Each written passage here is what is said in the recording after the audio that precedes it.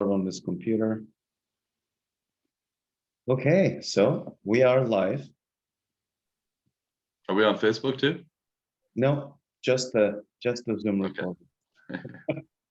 All right, whatever. That's good. That's good. I, Just you and me. I'll try to figure out everything else. Yeah. Yeah, we're gonna have to hire someone soon to figure out how to connect all the different platforms at the same time. Yeah. It's Once almost we get up there in the fame world, same. Yeah. So what to talk about today? We've already done one audio recording and yeah. Yeah. I mean, we covered if I remember correctly, we covered a description of what the shadow is and the unconscious, and we went over I can't remember if we did 4 or 5, but 5 basic emotions. Yeah. And where did we go from there? Was that about it? Yeah, we didn't have much time for last time. We didn't have much time for sexuality and relationships. Right.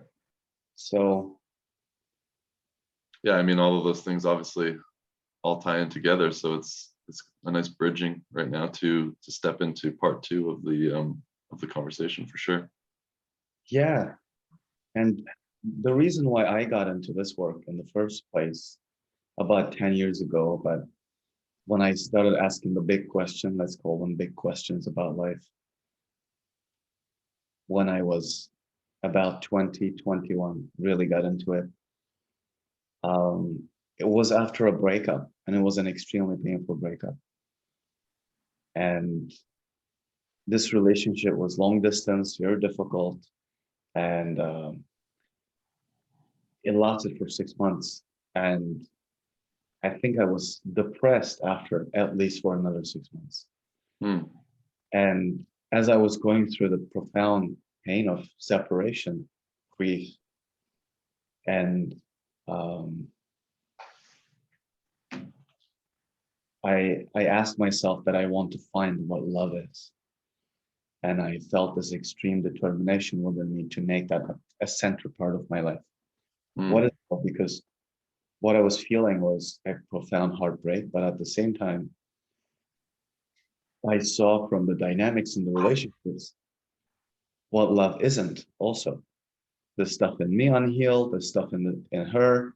So a lot was coming up for both of us in so many ways that we couldn't make anything work and we couldn't express ourselves. So profound suffering was there for both people. And then I thought, well, love shouldn't be like this, or love isn't this. So what is it then? What does it mean to profoundly love myself or to profoundly love another? What does it really mean? Without spiritualizing and saying, well, everything is in love, so let's not talk about it. No, we're talking about here something extremely, very human, very important, and very relational about what is love really. And so I really felt this tremendous desire to find that at that age. And that got me into spiritual practice. Right. It's interesting because that got me into spiritual practice, and in a way, it became another project for me to get busy doing that will get completed somewhere in the future. So it's interesting because it becomes another thing that it gets postponed to the future. Now the thinking might be, oh, well, I'll get the answer to that question when I am enlightened. Yeah. So it's always sometime tomorrow. And interesting that you say that, because so much of the concept of love in my mind is about presence. Exactly. So it's like, after I do all my shadow work, after I do all of my inner child work, after I do all of my emotional intelligence work, all my ancestral work, then I'll be able to love. And it's like, oh, but that day never comes. No. It can never come because it's always There's always another layer. Yeah. In hopefulness about something in the future. Yeah. I feel like sharing my story of how I got into this work now, because I didn't realize that our stories were similar in that way. I had a similar experience of a breakup after a 3-year relationship, and it literally felt like I got hit by a truck and then a train and then an airplane crashed on top of me mentally and emotionally. Yeah. I mean, that sounds like an exaggeration, but it was like the craziest experience I'd ever had. I thought for sure it was like marriage, kids, all the whole thing was just like, okay, I've made it. Now we just got to keep going. So I actually Googled, how do you get your ex back? There's a lot in there. Yeah, and that was the start of it. It was like, it led to dating and relationship coaches, which then started to teach me about concepts I hadn't ever heard about: masculine, feminine energy, and then divine masculine, divine feminine, and then that led into what is divine, what is universe, what is higher self, what is ego, and then of course the floodgates just opened right up into, wow, this is like I kind of look at it like the Marvel universe or like Game of Thrones, like the complexity of the psyche and the spirit and all these things. It's like all the different layers and angles and how they all work together and what happens when they're not working together and things like that. So it's been a compelling journey of from a breakup. Yeah. But I guess that's in the hero's journey, that's the separation, right? One of the Separation, separations. of course, separation. Yeah. Hmm. Yeah, the wound of separation, we can say. And I think when that separation happens relationally in our lives, someone dies, or a relationship ends, a family member passes away, or something, or we have to say goodbye or changing countries, something. Even if as something we're choosing, there's that recatalyzing of the same wound of separation. Hmm. But the thing is, that wound of separation has always been there. It's just now that I'm becoming more aware of the wound that I already carry. The wound of separation with profound feeling of loneliness and extreme isolation, even when we have people around us. That means I am feeling separate. So what do you think causes that? Because you say it's always been there, and I don't disagree. And so I'm wondering, okay, if it's always been there, what was the original separation? Well, if you look at that from a spiritual point of view, is separation from innocence, God, totality, wholeness. Hmm. When the self-identity begins to form, and as a way of its forming developmentally, there is an energy of absolute separation as part of that procedure, as part of the nervous system and the survival mechanism, so that the organism can survive and protect itself. Hmm. So Yeah, I know when you mentioned that piece around feeling alone, even when there's people around you, like I live in a house with many people, and often I feel like I'm still alone. And yeah, so that's very significant, I think, to talk about. It's about that aloneness, and then where do we go from there? I'd like to change that word to loneliness, because Loneliness, yeah. like that painful, that suffering filled sense that I feel of sometimes as well. I think Definitely. that's the separate self, but the self that, of course, we are all separate. There is no denying, you and I, we are individual beings. Separation is there.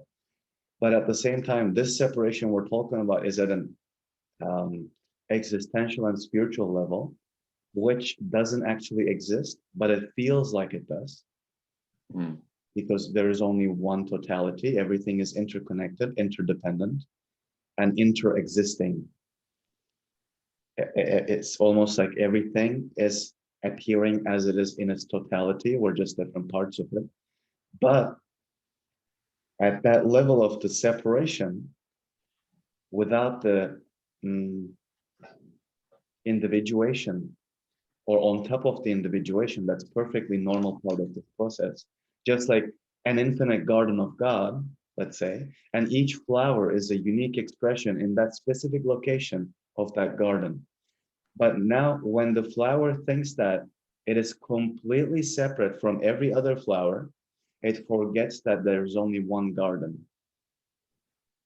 So this existential separation, spiritual separation, is a confusion at that existential spiritual level. Then it creates a sense of lack. Oh, there is something missing, and I'm going to find it. So the seeker now is looking for enlightenment, and could feel very deeply that when I find this thing that I don't have, this feeling that I have is going to disappear. Or in a relationship, we do this. I feel so extremely incomplete. I feel so desperate for completion and wholeness. Whatever I feel disconnected from, I'm going to project onto the other person. Let's say as a man, I am not in touch with my joy at all. Sorry? Let's say as an example, Mhm. as a man, I am not in touch at all with my joy. Joy. Okay. I am going to fall in love, very likely, with a woman who embodies her joy a lot, with a lot of energy. Mm. But what's happening here is shadow projection. In fact, I am how can I say? I am yearning, I am longing for getting in touch with my own joy that is in my shadow. But life is going to show it to me in a different way. I will feel attracted to that on the outside. In fact, it's my own joy that's crying for my arrival. My own joy is desperately waiting for me to arrive there inside of me. But the joy will show up outside as another person. Mm. And I'm going to feel in a very romanticized way, swept off my feet. Right. Because it's the child inside. We are driven from that place in these moments because there's so much projection. And I'm going to feel like I'm falling in love. So going back to the question I asked when I was 21 years old, what I just explained is not true love. It's not true love because it's still quite self-centered. I am falling in love with this person primarily because I am projecting onto them an aspect of me that wants me to see it. I am projecting it to them. Just like we project so much of our power into God, and then we are in a relationship with that power that we are disowning within ourselves. But it's almost like the psyche says, if I cannot own it within me, at least I will be in a relationship with it. So I have to externalize it. Mm. Mm-hmm. And I'm going to then find that outside. But so with shadow work, what's happening is the more we own the things inside, the more we feel consciously more whole, the more we get in touch with all the different aspects of ourselves, we will be projecting a lot less. That is true love for me. To me, that would be true love. Because then, in a sense, I don't have an agenda when I'm attracted. I am attracted to the other person's essence much more than what I'm projecting onto them, that I am owning within myself. And so when you speak about falling in love with that essence, how does one, male or female, get to that place? I mean, I know we're talking about disowned parts of ourselves, but like, what would that look like for somebody who's just tuning in or just listening to this or just starting this path on their own? I mean, what's been happening for me is, so much meditation, so much spiritual practice and shadow work, getting in touch with all the emotions. Well, it has become a lot clearer inside. So in a moment of projection, because now I know better how it feels, in a moment of projection, there's suffering in there. Because I am disowning a piece of me. In fact, I am disowning my wholeness in that moment, believing somehow that I desperately need something. That desperate need. It's not the healthy need. but the desperate need, that's the Yeah. suffering part, right? I desperately needed something or somebody or some recognition. That desperation is the wounded child inside. Now, this specific work I've been doing for about 10 years, and it's just getting easier and easier, easier. Oh, here's a child, here's a child, here's a child.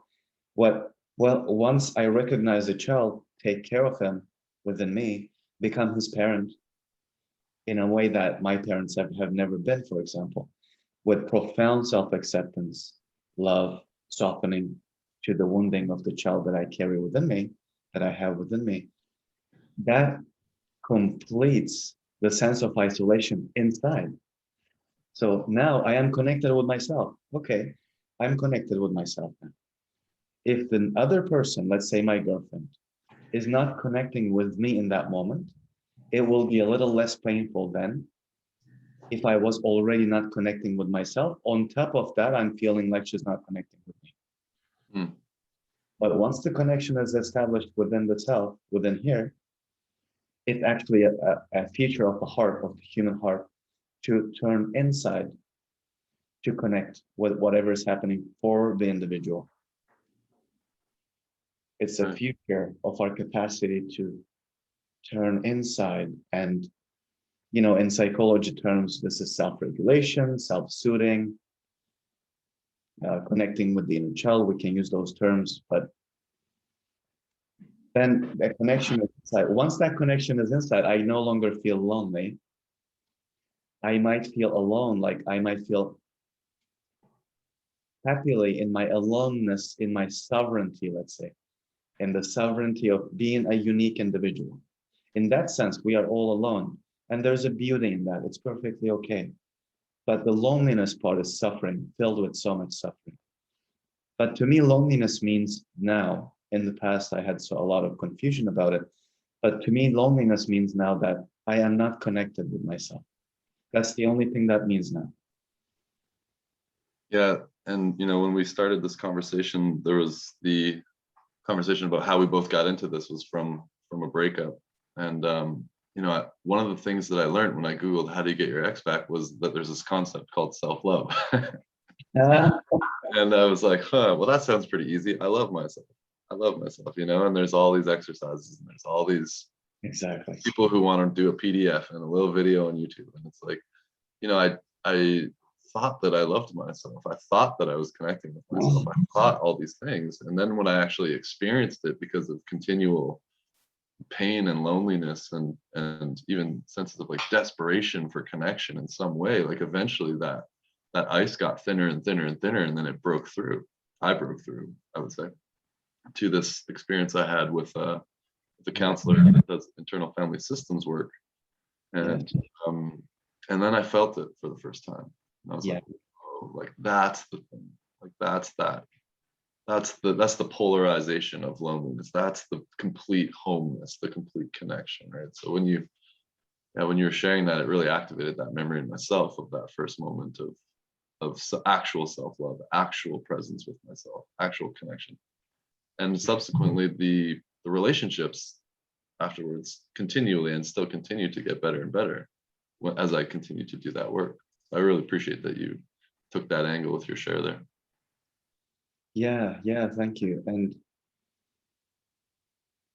so, yeah, when we are connecting with whatever is inside, and we are even further differentiating because now we can name it more. Mm. Okay, if this is the inner child, well, something else is here. It's not in our awareness. There's not only the inner child. Well, something else is there. So what is it? Oh, that's me. Mm. Something else is there because the inner child is my wounding, my conditioning, my wounding. Okay, what is aware of that? Oh, I don't know. What? And spirituality is actually the path of finding out what that is. Mm. But in this work, it's psycho-spiritual, so we're going in and out of all these things. But so, and I think it has to be psycho-spiritual because once I can tell this is this is that, not only intellectually, but at a felt level, really really experientially. Here's the inner child, here's, okay, the activation, the reactivity is there, and this and that. Okay, what else is here? Oh, me, personal essence. That which I can call me, that actually feels timeless, but it also feels individuated. Mm. It's still unique to this individual. Mm-hmm. It's not the me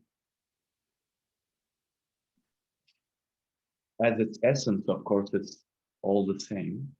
We can say there's only one God, but many, many creations. But it's also individuated in the sense that even I've talked to people, I've talked to adults who have babies and identical twins even, and they say everything looked the same. These two babies look extremely identical, right? Identical twins. What was looking through their eyes was not the same. Mm. It's the same in its essence. God is looking through all our eyes, including this cup is God, everything. There's only but God. Spiritually speaking, there's one substratum to existence, only one. God is one. That's all. There's one spirit. But it's uniquely individuated, and that personal essence is completely unique to each individual. In a sense, like no two snowflakes is the same, right? Snowflakes, we know that extremely intricate geometry, and no two flowers are the same. So it's in that way, we are unique flowerings of the garden of God. That's everywhere. And Well, I know you do a lot of work with spiritual bypassing, and I'm, you know, as I learn about everything, um, it it strikes me that it's important right now to acknowledge that what you said, that psycho-spiritual link, yeah, as in like it's there's no, actually not even a link, but the continuation. And the way that you described it about the garden was beautiful for me because, you know, I realized it's like yes and yes. It's not like, oh, there's only human life and then da da da da, and or there's only oneness and nothing matters on this plane or anything like that. Is that it's that continuation of the expression of the creation. And so I really appreciate how you used that garden analogy because it brought me 1 degree closer to like experiential understanding of this whole thing. yeah, yeah. And maybe that's enlightenment. Maybe the disappearance somehow of the confusion of existential and spiritual separateness, which doesn't exist because Mm. there is only one garden. Right? The flower is just in a mistaken identity as something that is ultimately and completely separate. But that's not true. It cannot be true. How can it be true? So then back to the original conversation topic, human relationships. Yes. So how do these flowers that are not separate try to come together when they're already Exactly. So even when we say there is a breakup and we separated, yeah. okay, we separated, that means we were already connected Mm. and we got separated.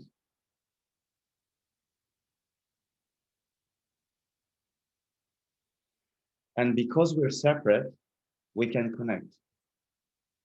Mm. So it's almost like there's this beautiful dance between separation and connection. Mm. In this kind of individuated sense, yes, you and I are different individuals. Mm. That's how, and that's why we can come into relationship. Right. And but separation and connection is like the two sides of the same coin. Right. One creates the other, one makes the other possible. Mm. Separation, connection, separation, connection.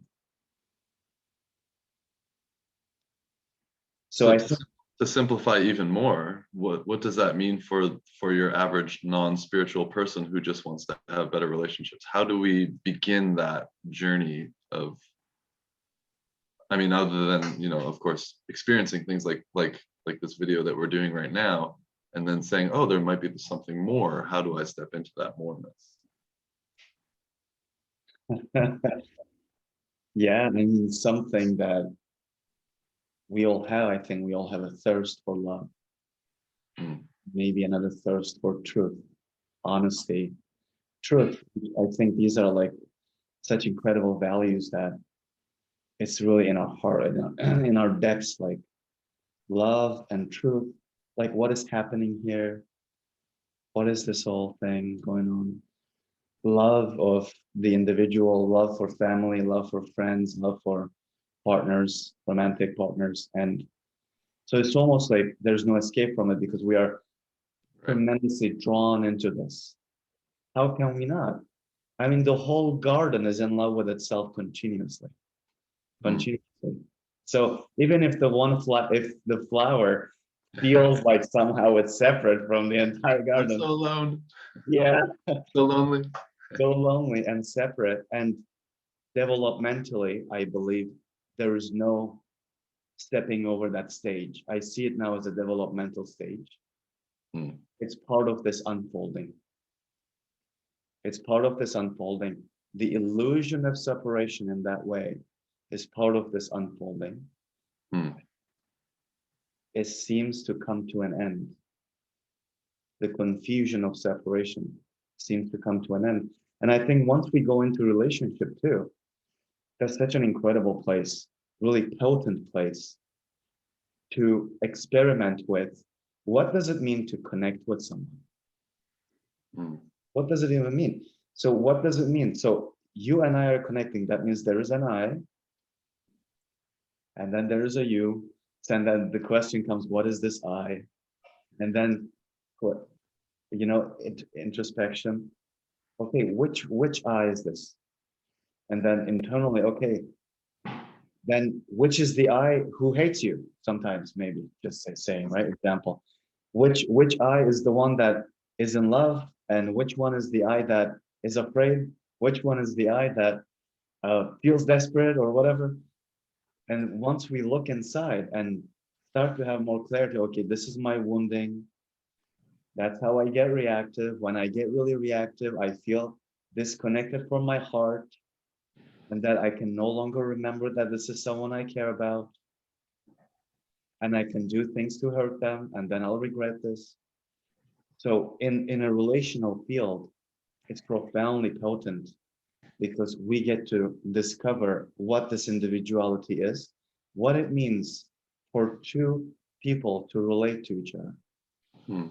What does it even mean?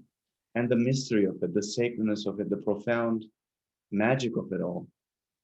And it's deeply spiritual because if I want to have great relationships, I need to know what this I is. What is this I that's wanting to relate to another I, another self?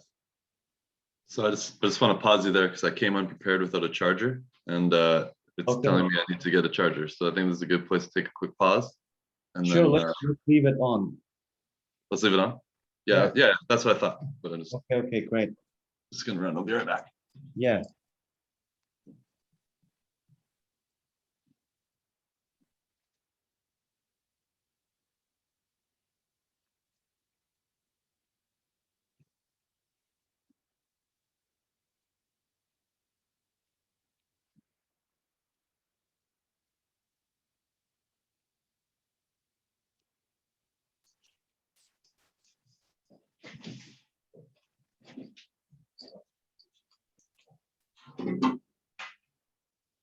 All right.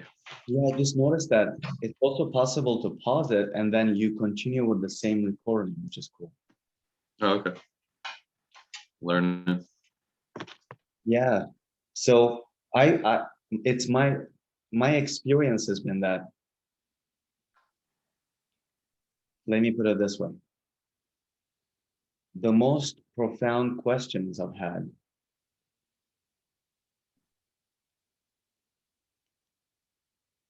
about life and existence and spirituality or whatever it is, the most profound end of seeking experiences I'm having in my life have been through or as a result of going into relationship very deeply. Relationship with myself, exploring when the attention is turned inside.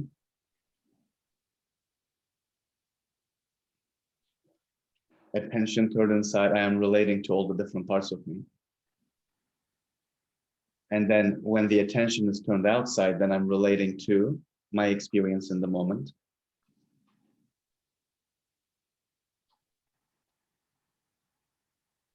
So there is always relationship, no matter what.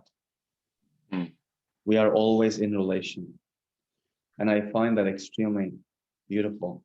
And my biggest growth and deepening so far, and especially these days, are coming profoundly from going into relationships, friendships, romantic partnerships, and also this cultivation of the relationship inside. Who is this guy? Mm. And what happened to this guy at this age, at that age? I'm 35 years old. Say, I'm a building with 35 floors. Adulting? I'm a building with 35 Oh, floors. building. They said adulting. Yeah. So I'm a building with 35 floors. Most of us, we don't know many of our floors. That means I don't know myself. Mm. So how would it be like, for example, with therapy? How would it be like not to analyze from here, but from here to actually go as it comes, emerges eventually on its own organically? How would it feel like to start visiting those floors Mm. and visiting and visiting and visiting and visiting? Again, this is not about analyzing anything. This is recognizing one's wounding. This is getting in touch with one's pain, the profound pain we carry. We each carry that profound pain. On top of that, we profoundly want to get away from it. That creates the suffering. The pain itself is not the problem, because once we open to the pain, we see nothing happen. Perfectly, we're perfectly fine. We Mm. are perfectly fine. I didn't die. I went through the rage and the grief and the trauma and this and that. I'm still here. In fact, not only am I here, I feel better. I feel better and I feel more expanded because now I got in touch with that 10th floor that was locked for so many years. Mm. What an incredible thing, because that too is me. The 10th floor is part of me. It's not going away. And so if we don't do this, what happens is in moments of stress, my 35-year-old awareness, mature awareness, goes to the weakest floor and gets stuck there. Mm. That means I lost myself. I'm not centered anymore. In those moments, I can really hurt myself. I can go into situations that are really toxic for me, for example. Or I could get reactive and actually hurt people, hurt other people. And if my understanding is correct, and I want to hear what you have to weigh in on that, what I'm about to say is that, so let's say that 10th floor piece is, has this reactive, hurtful part that lives there. Yeah. And in my experience in doing that work, in visiting that part or in visiting that floor, giving them some attention, like, and you spoke about reparenting earlier, giving them some attention, love, care, letting them know they're seen, giving them an opportunity to express what never potentially has never been expressed before. It actually allows this environment where that floor can then be altered, and Yeah. that's and altered in the way to where it actually, instead of being a burden in your life. So I've been a very angry man at points in my life. It's like it turns into this like evolution. So the 10th floor may be a floor full of shit and compost, but then you go down there and spend time and work that garden and plant those seeds, and that 10th floor actually becomes a place of beautiful garden and sunflowers and all the beauty, right? So that's that and I want to hear your take on that. But I think that's where a lot of my personal power has come from, is it visiting those places, Yeah. visiting those parts of me, visiting those versions of myself, and seeing like what they were made of and where they came from, and also what they're capable of with proper attention and care. Exactly. That's been my experience as well. And because there is not only wounding there, there's innocence, there's energy, there's the excitement of that part at that age. There's profound openness. Like the younger we go, there's profound openness continuously. And we also end up getting in touch with that profound openness and the love that a child has, so strong and unobstructed. And so once we make a problem out of pain, and it's natural, but then we go back and we unmake a problem out of pain with this work. Mm. Once we make a problem out of pain, then we push it away. We lock it into a dungeon, 10th floor. No one should be allowed there. That kind of thing, right? Condemned. Yes. And then we lock it into the shadows. Mm. It's a castaway, it's orphaned. So we neglect, we push away, we kick this part because we are ashamed of it or we are afraid of it. But in this floor, in all those floors, there are profound gifts, extreme gifts that it's actually us. It's just more of us. And then it becomes reclaimed. We reclaim what we thought was unworthy of our attention once in the past, Mm-hmm. or what we were afraid of or ashamed of, or some other people were afraid of or ashamed of. So we thought, okay, well, to make them happy, I'm going to pretend that I don't have this. Because when they are happy, they take care of me. As a child, right? We're extremely dependent, naturally extremely dependent. If I don't play it by their rules, and if they don't take care of me, I'll die. Okay, fear of death, good motivator. Then these parts will get pushed away as a survival mechanism. It's an extremely intelligent process. It's just that at one point it's no longer needed, just like anything else. Mm. Life has a lot more aliveness when it's continuously renewing itself, continuously in every moment. So we carry so much that is up for renewal in our lives, in our psyches. So this work is all about that. It's all about leaving behind what is wanting to be left behind. Leaving behind what we could live without, and we could live much better without.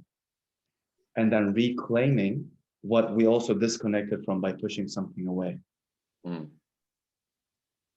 Which is us. We just feel like more of us. And the more I do this work too, it's almost like my being is expanding. It's incredible because I'm discovering these parts of me that I saw as not me before. And then they, would bring them back into our heart. Right. Yeah.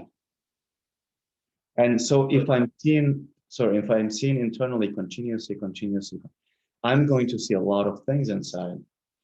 Some of my aspects of my being, I'm going to really like and maybe even be proud of. But some aspect will be very humbling to admit that I carry. Well, that's part of this path. This path is a path of empowerment, but the empowerment, not like, okay, I'm the ruler of the world now. Not that kind of empowerment.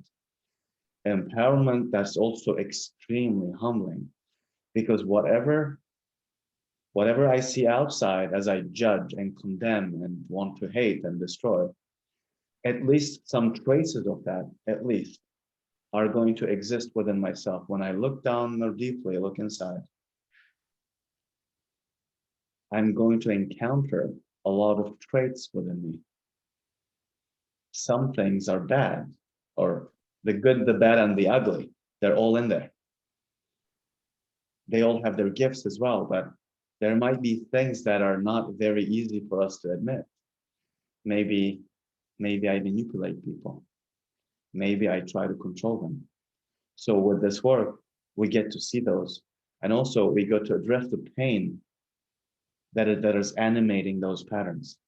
When we address the pain, of course, those patterns can disappear. But in the moment, there might still be that, oh, I'm functioning from this place where I have an agenda, like I want something from you, but in a way that I'm not going to say it.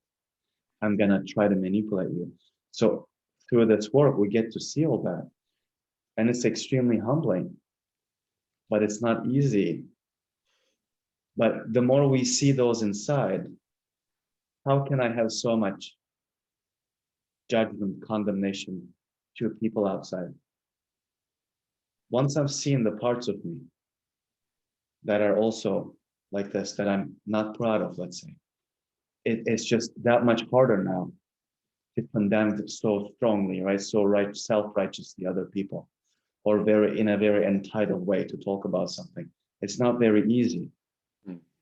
Yeah, one thing that I've experienced that relates with that is that when I've done quite a bit of this work around shadow and parts and things like that, and when I start to get into some sort of conflict or get into some sort of situation, if you will, um, I've now gotten to the place where I can start to see that it's a part of someone else that's reacting right now, and it's not their truth. It might be their 10th floor or their 6th floor or whatever. And it's like, and so my reactivity, my condemnation, of course, but also my reactivity starts to come down, and compassion or care or calmness or one of those higher level states of being or emotion actually is often, I mean, not always, of course, there's still reactivity, but these higher states start to be accessible where it's like, whoa, I'm just like really compassionate for this person's 10th floor tantrum right now. Exactly. It's like the most beautiful gift of all of it. When you say it's not easy, it's not simple, it's hard work, it's humbling and all that. And it's like, yeah, and it's worth it. Yeah. There is something that happens eventually where it's like, whoa, I can feel, like I could feel for so much of my life. I couldn't feel love until I felt it. I couldn't hold space until I could hold it. And this work, that we talk about here is part of, or the only reason why, that those much more enjoyable states of living are actually accessible. Yeah. Especially in relationships, of course. I mean, just like we are not getting confused or lost in our own reactivity, because there is so much clarity inside and so much more connection from a healthy place, then it becomes easier to not get lost in other person's reactivity. It's amazing because, and then we find, I think, well, to the degree that I love and accept something within myself, that I can love and make space for and accept something in someone else. This doesn't blindly accepting or allowing someone to use something as an excuse to justify a bad, hurtful behavior. It's just the compassion part of it all. So yeah, it's like passionate understanding almost. It's like, I get it, and we're gonna have to do something about it, and then move on. Yeah, and like it also like that compassion understanding is not like I'm gonna tolerate or I'll take this or I'm going to endure. It's just compassion. Yeah. We're just aware that in that moment that person is suffering. And but if they hurt us, we still want an apology, period. So so it's not taken away from accountability, wanting their need for repair sometimes, reestablishing of trust and all that.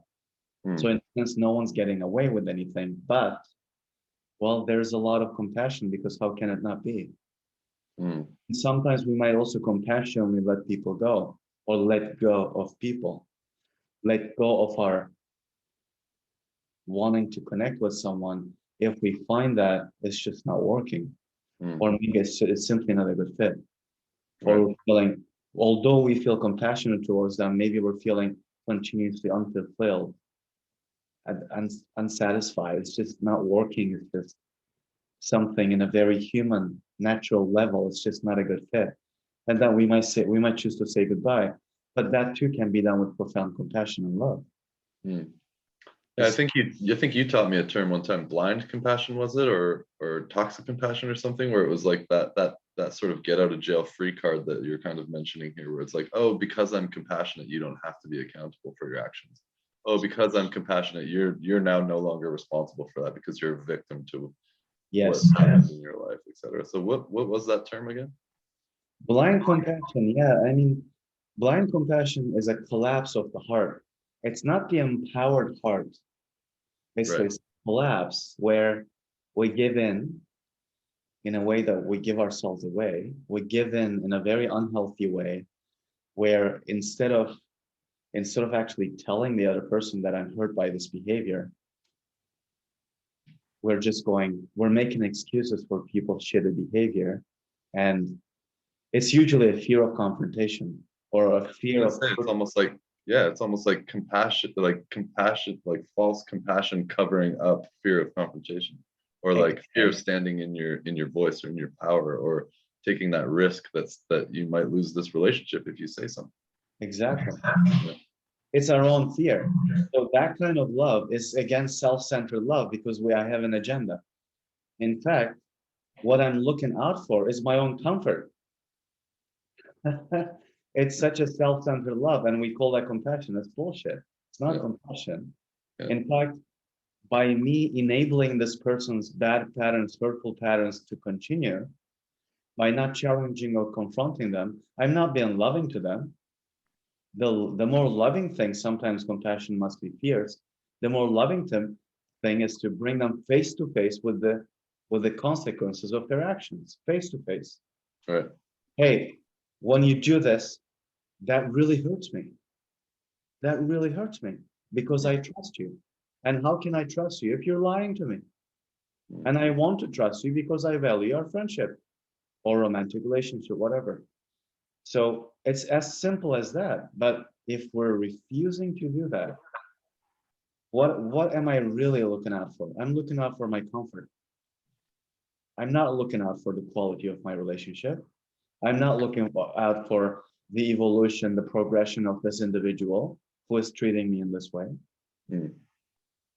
Yeah, and it's definitely not a high level of comfort. It's not like this like beautiful, expansive comfort. It's like this sort of like it's been like this for so long and I know it, so I don't want to leave it. But it's really actually not even that comfortable. It's a fake comfort, fake false security. Yeah. Yeah, definitely. So now in relationships, like, okay, so hypothetically, people are doing this work, dropping into themselves, meeting their parts, meeting their inner critics and inner children and their shadows and all of these things that happen in our life and in our psyche. Yeah. People are doing this work, and we spoke earlier about that essence, and I think that's important to come back to. It's like, so at a certain point, we both may and be in that essence. Then what happens? Well, in a way, that essence is continuously there. It's just that somehow there's a seeming disconnect or confusion around it not being there. But once we start working through our wounding, that's in a way eclipsing that connection with that deeper sense of self. So the more we work, what's been happening to me is exactly that. The more I've been working through the layers of wounding, and I am reclaiming the selves that were locked away in there, right? Locked away from my conscious awareness. You see what I mean? Mm-hmm. So the more I'm reclaiming all the floors, because that sense of wholeness requires that I am inhabiting and embodying all 35 floors at the same time. Mm. That's wholeness. Right. Right. That's wholeness. Any kind of disconnection will feel like, oh, something's out of tune. Inside, I'm not feeling something's lacking, something is disconnected. Mm. So more and more as we connect and digest past wounding, unlock the energies that have been locked in there, and re-own the parts of ourselves that we have disconnected, dissociated from. Mm. We get in touch with the riches of all those aspects, all those floors, and then we can consciously live from that state of wholeness. Yeah. Mm. And so the more deeply we dive in, the more we connect with ourselves, the more we taste this. And in therapy, for example, if I'm doing a role play with someone and they're going into their pain, maybe they're expressing the anger that they've been holding for 10 years to this person who abused them or something like that.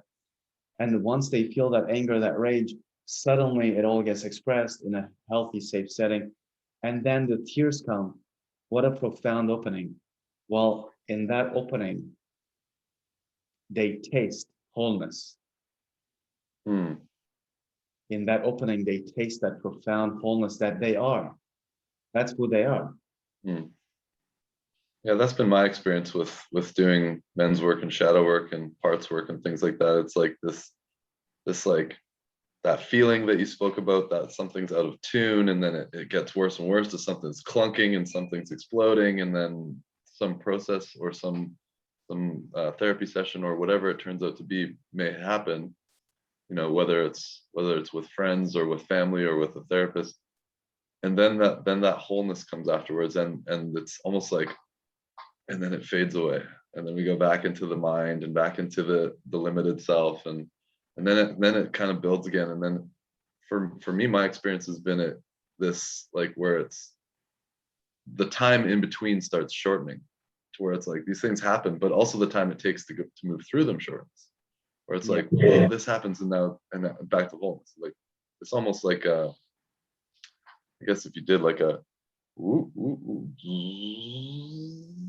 so it's like this really cool experience of, you know, I had the thought often, it's like, why do I keep doing this stuff? Like, it's just the same shit over and over. It's the same anger, it's the same grief, it's the same sadness, it's the same joy at the end, it's the same beauty. Like, what? And, you know, in this call, I'm realizing it's like, oh yeah, like, it is different than it was before. So it's not the same. It's like, this is different than 5 years ago. You know, this is a different life experience now. I'm a different being. And of course, you must have mentioned that essence, and I'm not different there, but in the other side of that spectrum, if you will, the human side, very Totally. different, very different. In the conscious embodiment of who we are, Exactly. we are continuously evolving. We are continuously changing. So everything is in motion. Everything is in motion all the time. Right. An incredible sense of renewal, and everything, almost every instant, everything is dissolving and getting created again. Everything is dissolving at an atomic level. We know this in science. Everything is continuously dissolving and recreating itself. So, and the Buddha talks about friction and fire of transformation. Every moment there's at a subatomic level, every moment there's something going on. Existence is continuously in movement. But think about it this way: all the waves as existence, the seemingly different parts of the same ocean, from one wave to another, everything is continuously moving. If you take the perspective of the ocean, there's only stillness. But both are true. Both are simultaneously true. From the perspective of the garden, there's only garden. From the perspective of each flower, there is that and the other flower to get acquainted with, to explore the other thing, and the other thing. The many happens. The one and the many. What's your favorite type of flower? Magnolia. Magnolia. Yeah. I just picked some magnolias yesterday. Oh, great. Yeah.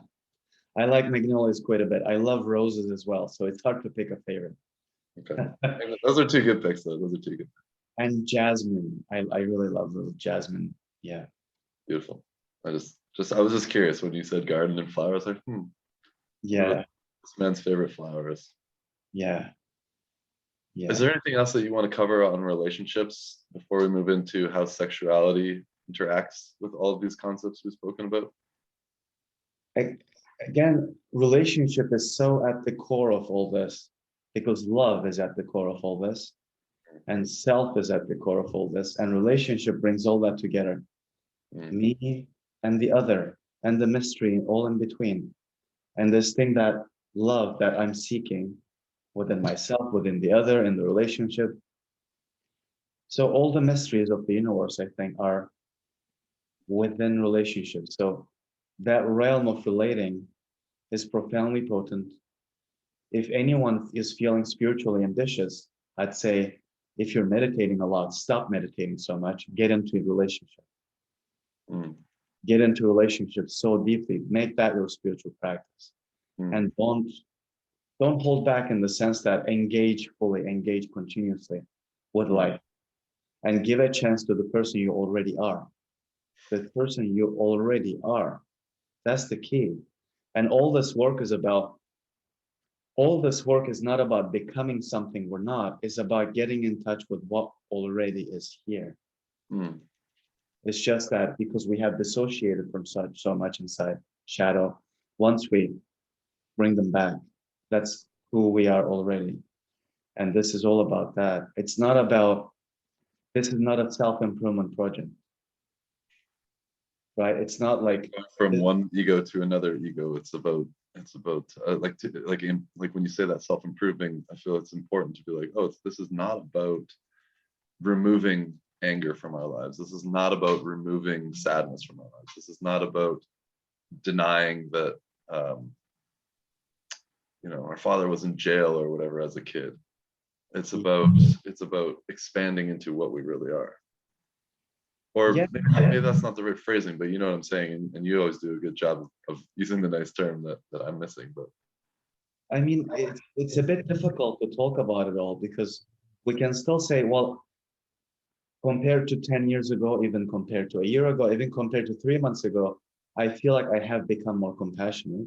But a deeper truth would be, it feels as though I am more in touch with the compassion that's always been there. mm-hmm. It's not like somehow the compassion is getting more. Right. It's just that, well, the love has always been there, but somehow I have more access to it now, consciously, in a conscious way that I can be aware of, in a conscious way that it can be embodied knowingly. Right. So, yeah. But I think it's important to emphasize it's not like I'm broken and I'm going to fix myself. It's not Right. like that at all. In fact, the more we look inside, the more we see there's nothing that's broken. The fact that I believed that there was something broken that needed to be mended or fixed or put together, whatever. That's the illusion, that's the confusion that begins to disappear. And then what is here is simply here. And every moment there's an exploration. Oh, I got a little reactive there. Okay, I'm really sorry I said that. The next moment is a new moment. Oh, I was a little edgy with my words. Okay, maybe I hurt this person. I can talk to them, see what's happening. Okay, the next moment is a fresh moment. Life goes on in that sense. Less drama, more joy. You know, sometimes I think about starting a t-shirt company and writing all these. So one could be a less drama, more joy. Yeah, and in the work that I do with my clients, I find a lot of time it's about the simple concept of it's like, yes, less drama, more joy, but it's not just about moving away from the drama, because then that creates more shadow. It's about it's about how to do that. Not that we don't want that concept, of course. Like, that's less anger, more happy, less sad, more connection, like whatever it is, less loneliness, more connection. But I find myself constantly having to find all different ways of adapting to each conversation and situation that says, yeah, but we don't actually want to move away from those things until we've moved through them and understood them and loved them, because otherwise we're forcing them back into the shadow again. Exactly. Yeah. Exactly, totally. And but by this work, if someone says, what will I get out of it? Well, what you get out of it is less drama. You're just Yeah. gonna have less drama in your life because you won't be getting lost so much in the inner child wounding. Yeah. You'll be embodying the authentic self more, your personal essence more, and then you'll be able to relate more skillfully to yourself and to other people. And that just gives a lot more time to actually enjoy what's here. Enjoy what's already here, the beautiful, the magnolia, the roses, and the jasmine.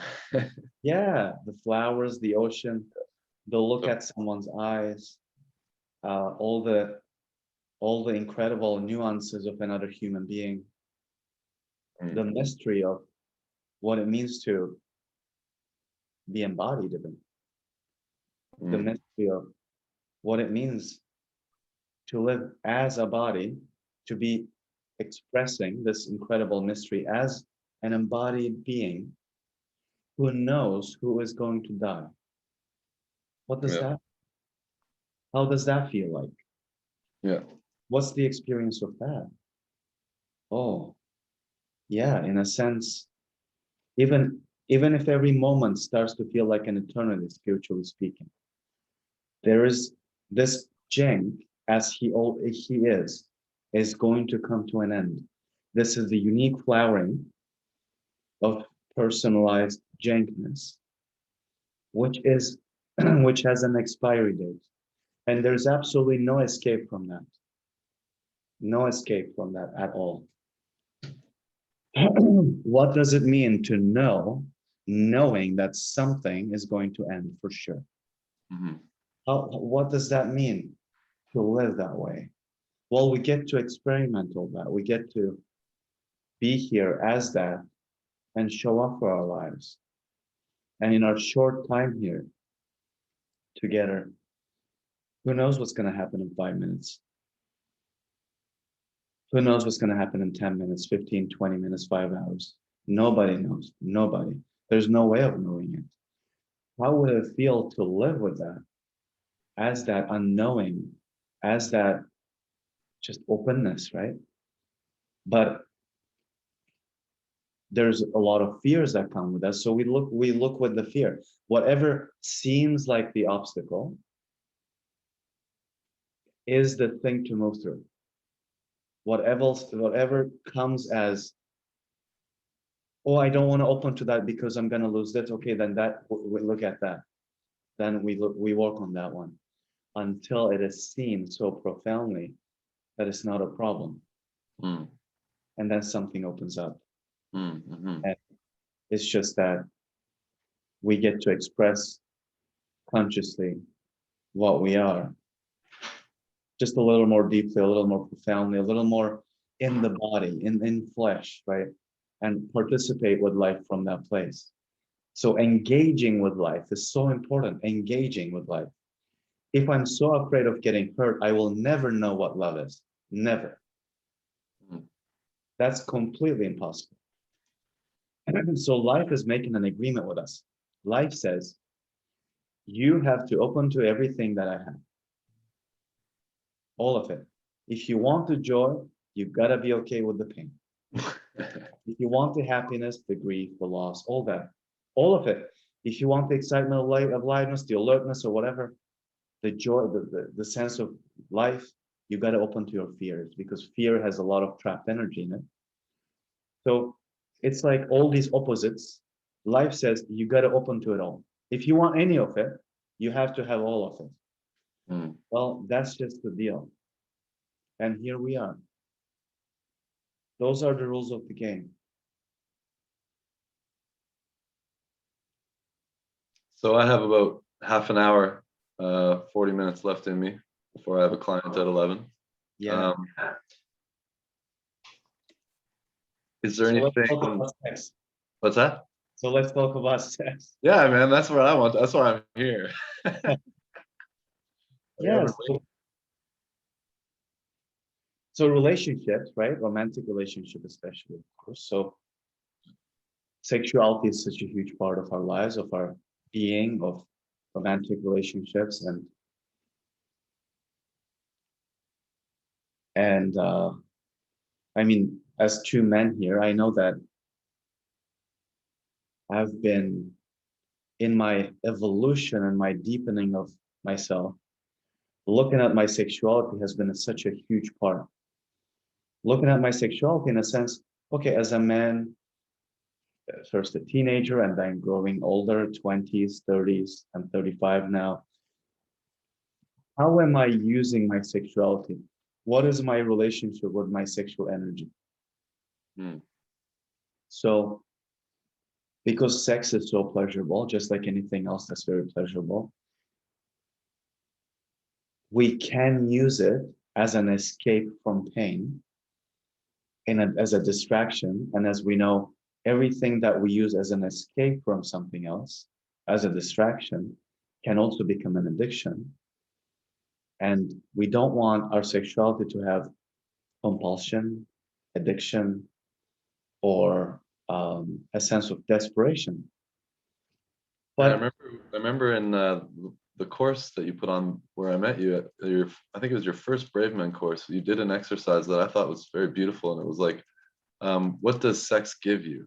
And then people are like, love and connection and pleasure and da da da da da. And well, maybe not so much pleasure, but love and connection. And you know, what you pointed to in that was like, we want to have those things beforehand and have that be an expression of that, not that be the creator of that. So when you say here, you know, how do I use my sexuality? I think that's a very, very, very important question for, you know, I think specifically men, but all people, to be asking themselves, like, how am I using this force? How am I using this very beautiful thing? How am I serving? How am I taking?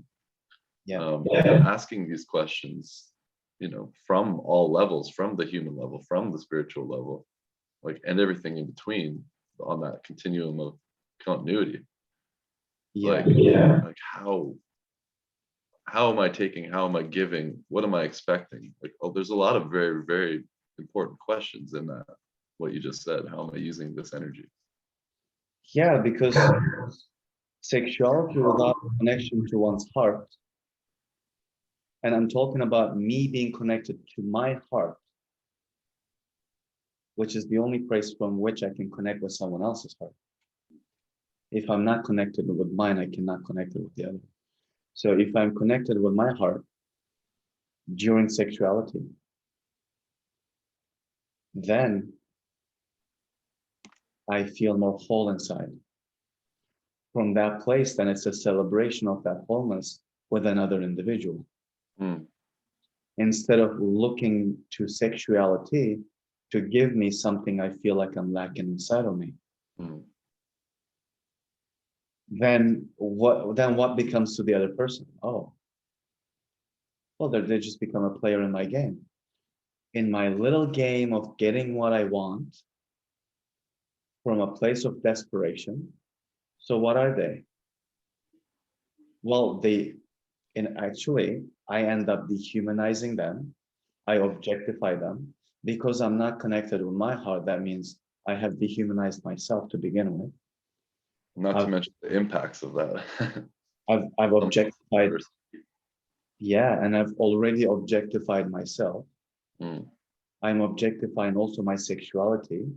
I am commodifying it, turning it into a thing that will give me something that I feel I'm lacking. Well, that's the definition of abuse. So I am abusing my own sexuality by expecting it to give me something it cannot give. I feel unappreciated. I feel low self-worth. I feel like a terrible man, a failure.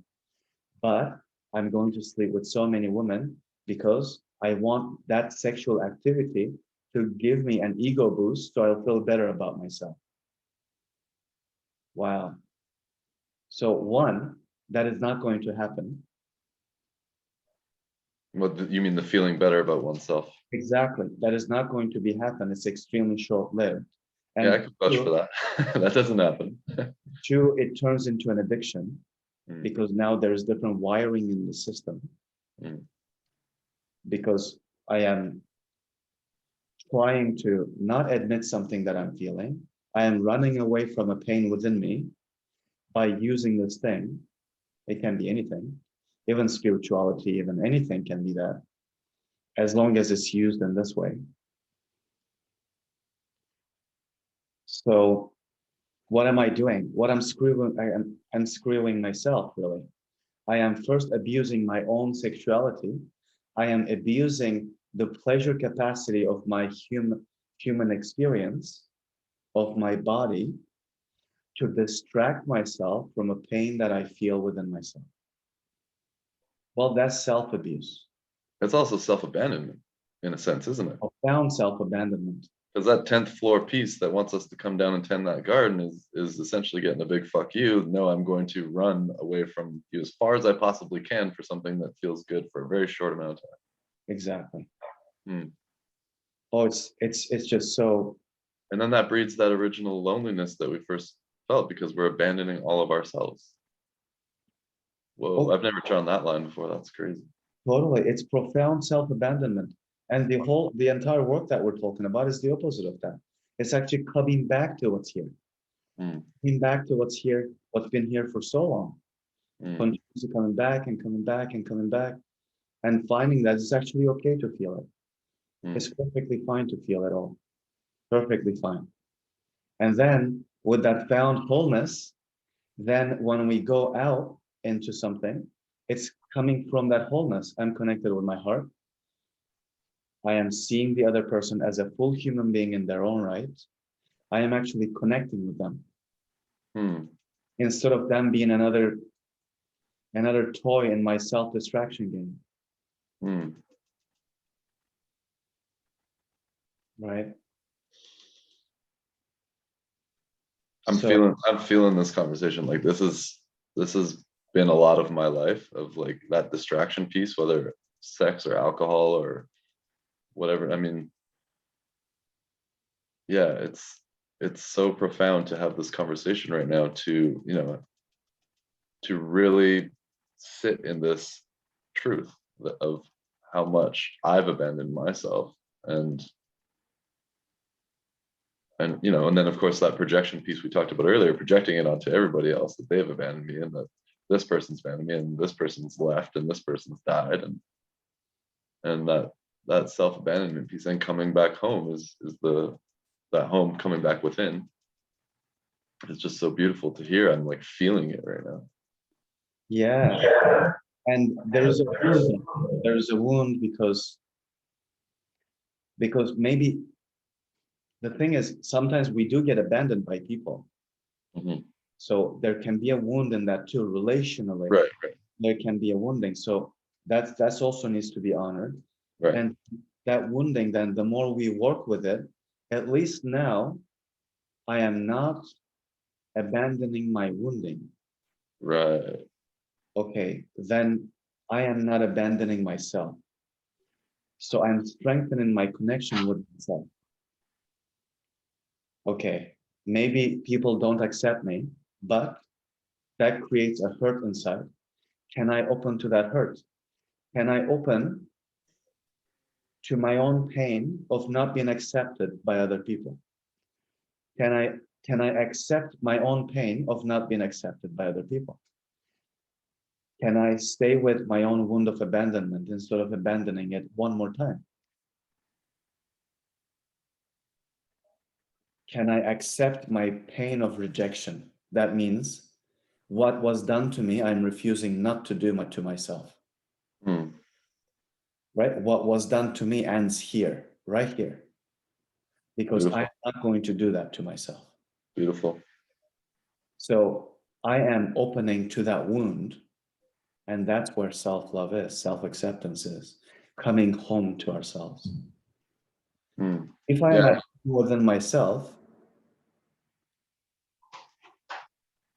ultimately, it doesn't matter who agrees with me or who disagrees with me.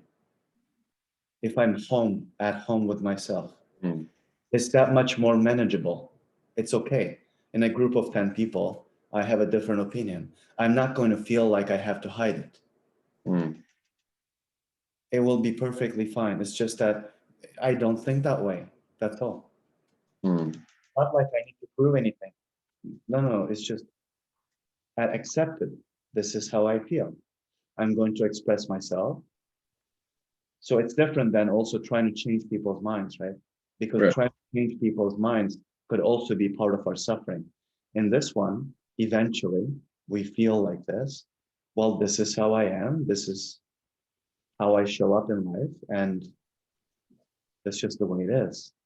Mm, And it's not like we are trying to fit in from a desperate sense of wanting to belong anymore. mm, We are uniquely expressing ourselves in the world as a unique flowering of the garden, fully in touch with our uniqueness. And so it's okay if someone says, well, I don't like you, or I don't like what you just said, or this, I don't agree. Well, it's fine. You know, we don't crumble anymore. Or, because it doesn't get internalized as there is something wrong with me then. mm. Yeah, and then from that place of crumble, we don't desperately need distraction or pleasure, coming back to the topic of sexuality, is then like then we're not crumbled. So when those types of things start happening, you know, we can eat the bowl of ice cream without eating a 4-liter tub, or we can go enjoy that whole enjoy that wholeness without having to deceive someone, or without having to you know, not feel that connection or not care really, and just use it for the actual avoidant pleasure, because Yeah, we're already in that more solid or solid whole state of ourselves. totally. What's been happening to me is it's become so much easier to become aware of these moments. Mm. I just got lost in my suffering. Now I'm aware. So, okay, what is coming up to be digested? Okay, I look at it, I sit with it maybe for a while.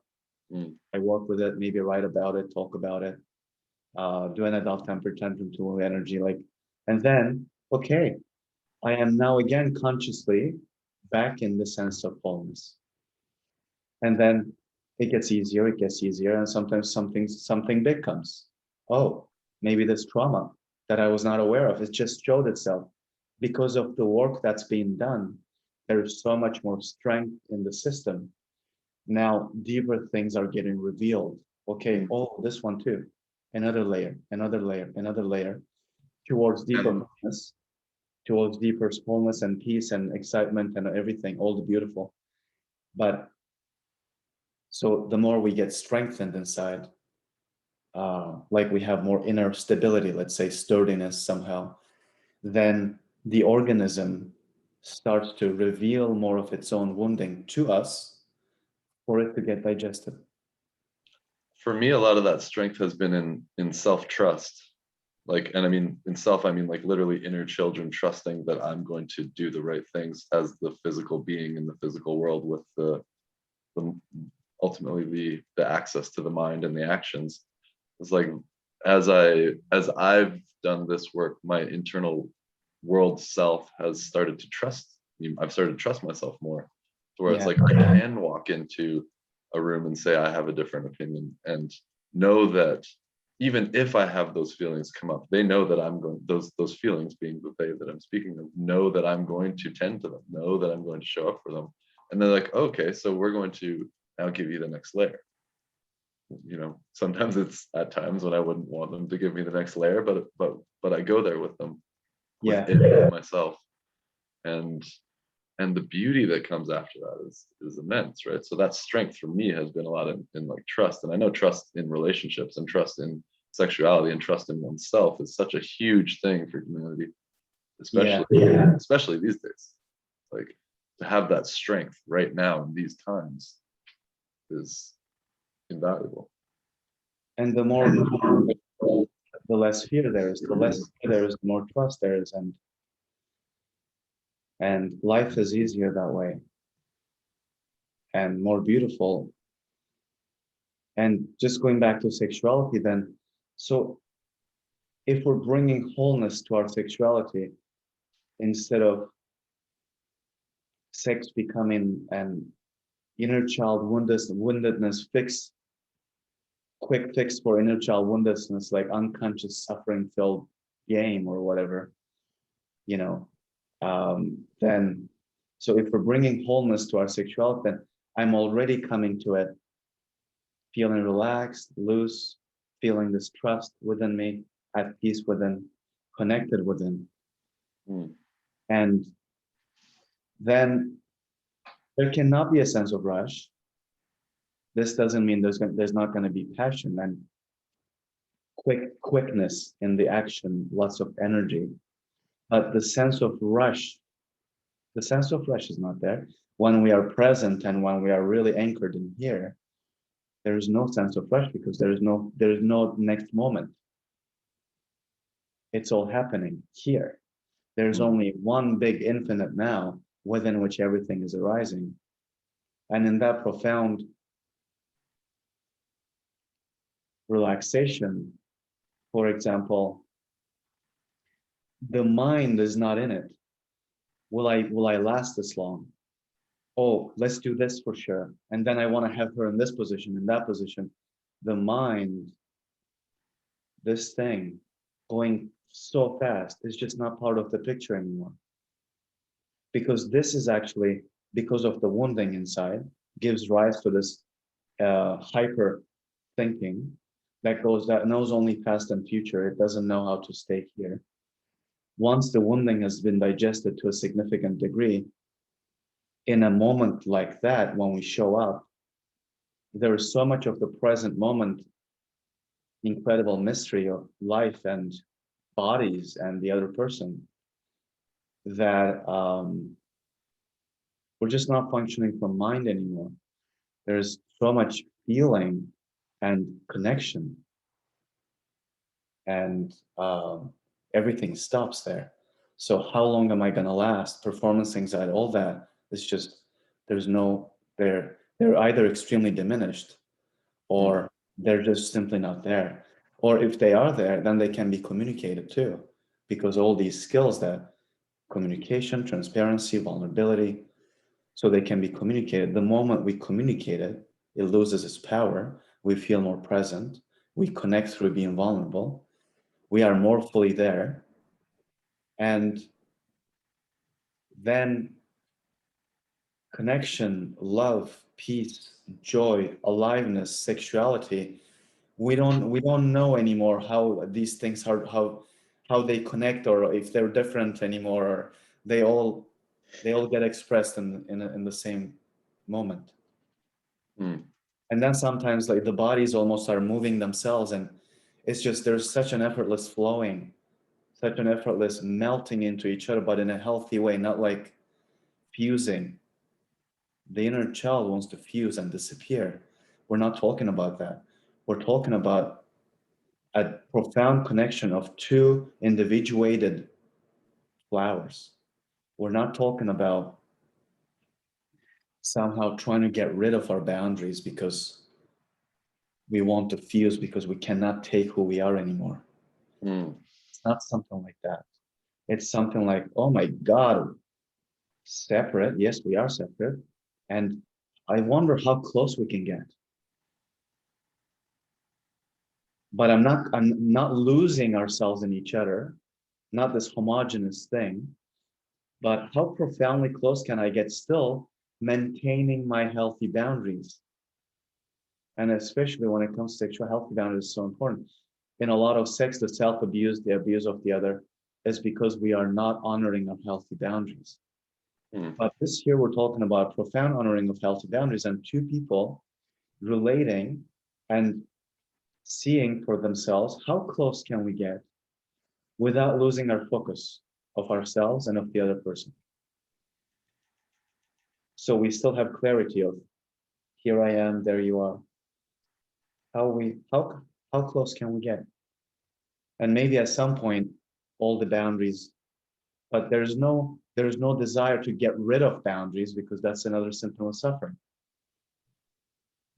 Only ego wants to get rid of ego, right? That's an interesting thing to consider. Only ego wants to get rid of ego. Individuality is not a problem. It's never been a problem. That kind of healthy separation has never been a problem. And healthy separation is not a source of suffering. It just means that we are individuated.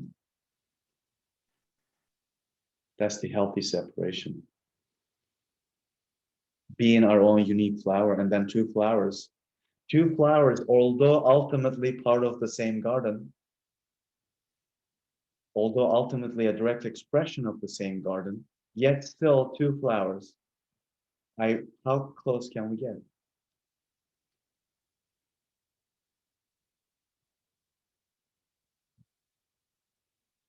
Two waves. They are the direct expression of the one ocean. There's only one ocean. How close in this waveness, although aware of the ocean, Mm. although knowingly the ocean. And for me, in the beginning stages of knowing the ocean, a lot of that, like as you said earlier, has come from love, sex, and relationship. Is like feeling this sense of, I mean, I've read enough things on oneness and unity and these these concepts, and I find a lot of people know these things or believe them, and you know, in the next level of my expansion and growth and service, it's been about experiencing them, you know, and exactly in the way that you say, without this enmeshment, without this homogenized like losing of oneself from a desperate lack mentality or place in the psyche. And a lot of it's been about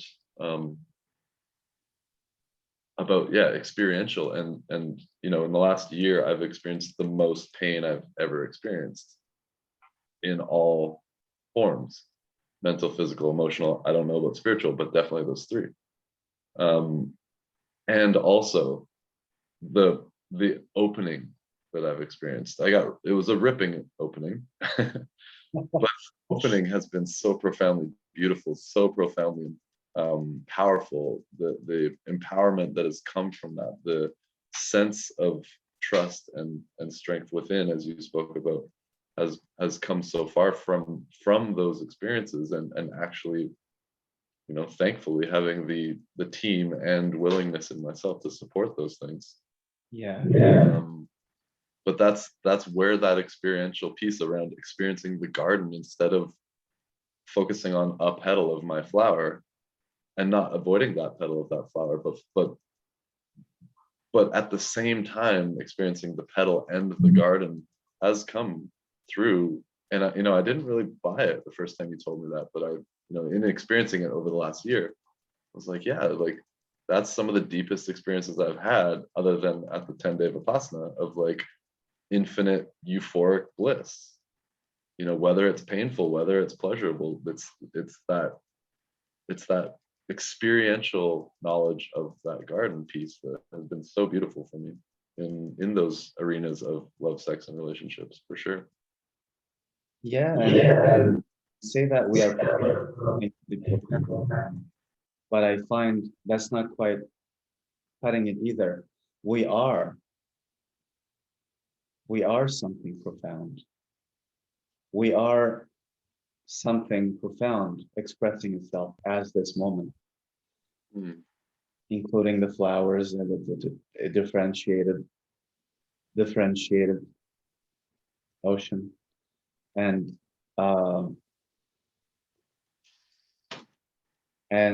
that whole thing is expressing itself directly and completely as those flowers that get to have this incredible magical experience that we call being a human being. And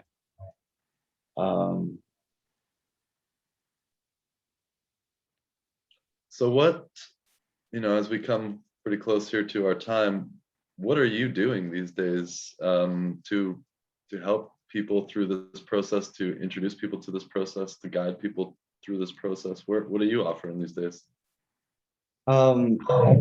Groups for men.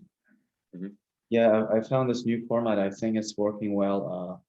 2 months minimum commitment, once a week, 2 hours meetings on Zoom for 8 men with a private Facebook group. So with that, they also get to stay in touch throughout the entire time of their commitment. And they can put in check-ins every day if they want to. They can ask me something. And then once someone shares something, people give support in the form of supportive emojis, a like button, or the care, or the love, and so it becomes a platform where one gets to express themselves without someone jumping on to reply or give advice or suggest something. And so it becomes an amazing container throughout the whole commitment, as well as those 2 hours every week. It's been really profound. So I really love doing it, and I'm going to keep creating more groups like this. And yeah, I keep it affordable, so it's like, how can I say, more accessible for more people. And so how would one find this group? I know you have a website. Will you share that? Yeah, bravemen.ca, men plural, or my first name, last name, cenkmatalon.com, CENKMATALON.com. And I work with women too, but we're just talking about the men's groups now. And so I do one-on-one sessions as well. I work from home, online, everything is online. So really the time difference, the time zone really doesn't matter as long as we can find something that works for both of us. Mm. And yeah, so I've created this new Facebook group, private group that is searchable. So anyone can find it. It's called Men's Group with Jane, CENK. And you can ask to join that group and I'll add you right away. And so that's also a place now where people come together and watch a video like this, for example. And sometimes I'm just going to be live there and I'm going to take questions. And yeah, so I'm open to contributions too in that group, but I won't be asking anyone for money. Mm. And so, yeah, it's a space where people can introduce themselves or others if they want to inspire or support other men. They can invite them there. So there's a place where this healthy internal inner work space, what do we even mean by all this? For them to get a sense of that without having to commit to anything. Mm. And they get to share their experience if they want, or they ask a question or something. And they get to read other people. Sometimes I ask a question like, how are you supporting yourself these days? And so suddenly people answer there and they see a lot of benefit from reading each other's answers, for example. Mm. So it's a bit of a it's becoming a bit of a community of growth and healing, and actually I want to call it sanity. This is just a lot of healthy skills of how to take care of ourselves, how to relate to ourselves, and from that place, how can we connect with other people? Right. If I think about the last 15 years of my life, I would probably say I feel more sane, if anything. Because the confusion I used to feel was a kind of insanity, actually. Mm. Now compare with the clarity that I feel now, because I've been looking at this for so long, and of course it's deepening all the time, but there's already so much clarity that I get to enjoy, really enjoy. And it's so beautiful and profound and humbling and empowering, the whole thing, and the aliveness and the joy. And I just really feel less insane because that confusion really makes us feel like I'm fucking losing my mind, because it's so much. The confusion creates so much suffering. At a pain level, there's a lot of that, but also at a mental level, it can feel like the end of the world. Mm. I'm sure you've been in moments like that too, right? No. Like Of when life is course like not, Jake. I've had it all together forever. What do you mean? I never had anything happen in my life ever. master. Yeah, master. Well, Big man, fan. it's been fun. I always love connecting with you. I always love speaking with you. I always love learning from you. Thank you. I did learn a lot here today, and experienced a lot also, because I always think, okay, is this just information, or is this something I'm actually bringing into my psyche, into my awareness, into my whole being? And that did happen here for me today. So thank you so much for your time and for inviting me to do this with you. Yeah. Yeah, thanks a lot. I'm leaving this apartment in a few days, moving to Montreal. And I'm really glad that we got to do this with this beautiful tree Mm. back. Yeah. Yeah, I knew that was from our last conversation. I knew that that was important for you. So I was like, well, I got all this stuff on the go, but I do love you, and I did want to make sure that you got that thing. So you made Yeah. it. Thank you. Mhm. Yeah. And see you in a few days. And we'll see you in a few days for sure. Okay. Okay, much love, brother. I'll talk to you soon. You too. Bye. Bye bye.